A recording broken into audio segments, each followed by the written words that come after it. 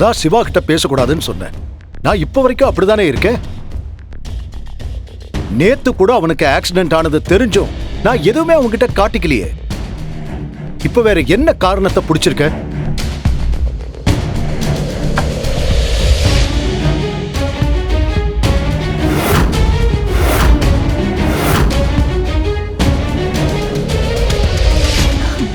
இப்ப நீங்க சொன்னது எல்லாமே எனக்கு தெரிஞ்சதுதான். ஆனா நீங்க ஒன்னும் அவ்வளவு நல்லவரெல்லாம் கிடையாது. எனக்கு தெரியாத சில வேலைகள்லாம் பாத்துட்டு இருக்கீங்கல்ல.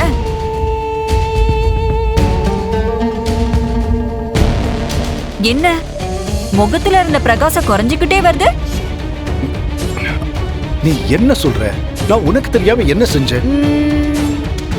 சொல்லலாமா வேண்டாமா? செல்வநாயகி, தயவு செஞ்சு என்னன்னு சொல்லு. நீ எதையாவது தப்பா கூட புரிஞ்சுக்கலாம் இல்ல? ஆஹா, தப்பா புரிஞ்சுக்கிறதுக்குள்ள வாய்ப்பே இல்ல. ஏன்னா நீங்க இந்த விஷயத்த பத்தி பேசும்போது அத நேர்ல பார்த்த சாட்சியே இருக்கே. அது யாருன்னு தெரியுமா உங்களுக்கு? நானே தான். நீங்க என்கிட்ட கையும் களுமா சிக்கி இருக்கீங்க. நேத்து கல்யாண நாள் ஃபங்க்ஷன்ல ஒரு பெரிய பிரச்சனை நடந்துச்சு. அதான் எல்லாருக்கும் தெரியுமே. ஆமா, அது எல்லாருக்கும் தெரிஞ்சதுதான். ஆனா நீங்க அதை விட ஒரு பெரிய பிரச்சனையை பண்ணலான்னு பாத்தீங்கல்ல.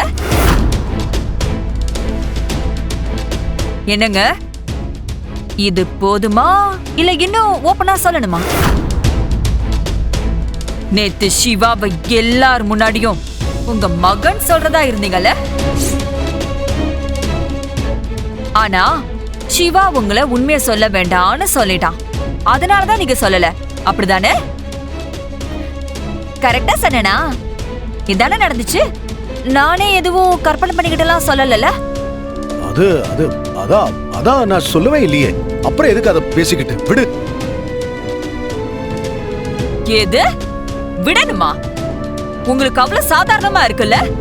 செல்வநாயகி, நான் சிவாவே உண்மையை சொல்ல வேண்டாம்னு சொல்லிட்டா இல்ல, அப்புறம் எதுக்கு நீ டென்ஷன் ஆகுற? ஓ, சிவா அவன் பெரிய மனுஷன். அவ சொன்னாங்கிறதுக்காக நீங்க எல்லார்கிட்டயும் உண்மையை சொல்லாம விட்டுட்டீங்க இல்ல? நான் அவ்வளவு தூரம் சொல்லியும் நீங்க செஞ்சு கொடுத்த சத்தியத்தை மீறணும்னு நினைச்சிருக்கீங்கன்னா என்ன அர்த்தம்? நானும் என் மகனும் எக்கேட கட்டு போகணும் தானே நினைச்சிருக்கீங்க? ஆமா, அப்படிதான் நினைச்சேன். அதுக்கு என்ன இப்போ? எதுக்காக உனக்கு செஞ்சு கொடுத்த சத்தியத்தை நான் காப்பாத்தணும்? உனக்கு செஞ்சு கொடுத்த சத்தியத்துக்காக நான் அமைதியாவே இருக்கணும். ஆனா நீயும் உன் மகனும் சேர்ந்து சிவாவை அவமானப்படுத்துவீங்க. நான் அதை பார்த்துக்கிட்டு அமைதியா இருக்கணுமா? அப்போ நீங்க ரெண்டு பேரும் என்ன மதிக்கலன்னு தானே அர்த்தம்? சிவாவை அனாதேன்னு சொல்லி அவமானப்படுத்துறியே, அப்ப நானும் அங்கதானே இருந்தேன். எனக்கு அது கஷ்டமா இருக்கும்னு உனக்கு தெரியாது? நீ என்ன மதிக்காதப்போ நான் மட்டும் எதுக்காக உன் பேச்ச மதிக்கணும்? நான் உனக்கு செஞ்சு கொடுத்த சத்தியத்தை காப்பாத்தணும். அதனாலதான் நான் அப்படி ஒரு முடிவுக்கு வந்தேன்.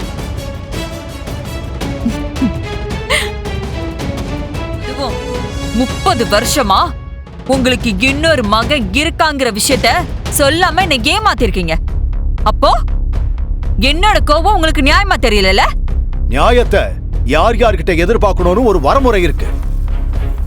உனக்கெல்லாம் அந்த தகுதியே கிடையாது. அதான் நேத்து ஃபங்க்ஷன்லயே பார்த்தேனே, உனக்கு கொஞ்சமாவது மனசாட்சின்னு ஒண்ணு இருந்திருந்தா இந்திரா கிட்ட அவளோட சொத்தை கபிலனுக்கு எழுதி தரணும்னு கேட்டிருப்பியா? மத்தவங்களை வேணா என்ன வேணா சொல்லி சமாளிக்கலாம். ஆனா எனக்கு தெரியும் நீ யாருன்னு. பார், இப்ப சொல்றேன் கேட்டுக்கோ. இவ்வளவு தூரம் ஆனதுக்கு அப்புறம் நான் உண்மையை மறைச்சு எந்த பிரயோஜனமும் கிடையாது. சிவா அவனுக்கு எல்லாரும் வேணும். நான் உண்மையை சொல்றதுனால எந்த பிரச்சனையும் வந்துடக்கூடாதுன்னு தான் என்கிட்ட அதை சொல்லக்கூடாதுன்னு சத்தியம் வாங்கினான். ஆனா நீ எல்லாம் மாறுவேன்னு நினைச்சது அவன் தப்பு. கடைசி வரைக்கும் நீ சிவாவை ஏத்துக்க போறதே கிடையாது. இப்ப போறேன் இந்திராணி கிட்ட எல்லா உண்மையை சொல்றேன். அதனால அவ எனக்கு என்ன தண்டனை வேணாலும் கொடுக்கட்டும், நான் எதுக்கு தயாரா இருக்கேன். இப்பவே நான் இந்திராணி கிட்ட எல்லா உண்மையும் சொல்ல போறேன். தாராளமா போய் சொல்லுங்க, நானும் சொல்லுவேன். இதுக்கு மேல நீ சொல்றதுக்கு என்ன இருக்கு? இருக்கு. இந்திராணி கிட்ட தானே போய் உண்மையை சொல்ல போறீங்க. நீங்களும் சொல்லுங்க. நானும் இந்திராணி கிட்ட அவளோட அப்பா யாரால இறந்தாருன்னு சொல்லுவேன்.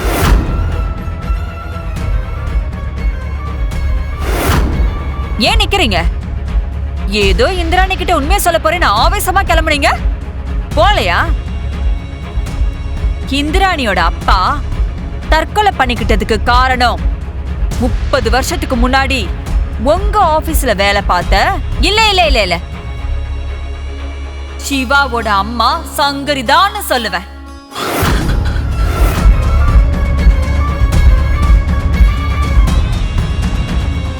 அது நடக்கணுமா வேண்டாமான்னு நீங்க தான் முடிவு பண்ணணும்.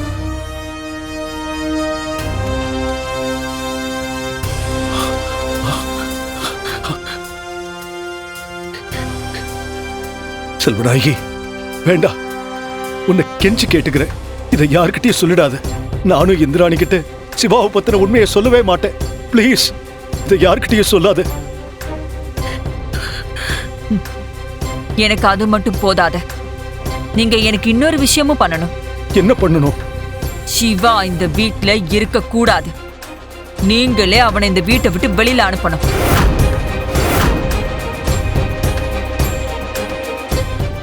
அதுவும் கபிலன் ஃபாரின்ல இருந்து வர வரைக்கும் தான் உங்களுக்கு டைம்.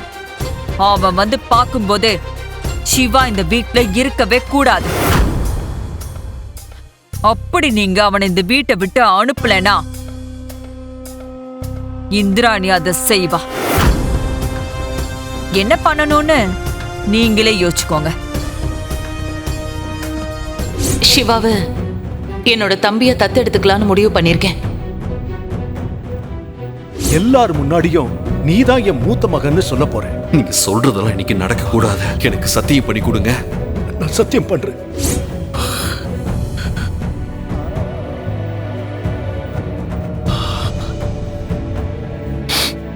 சரி, கபிலன் வரத்துக்குள்ள நானே சிவாவை இந்த வீட்டை விட்டு அனுப்புறேன்.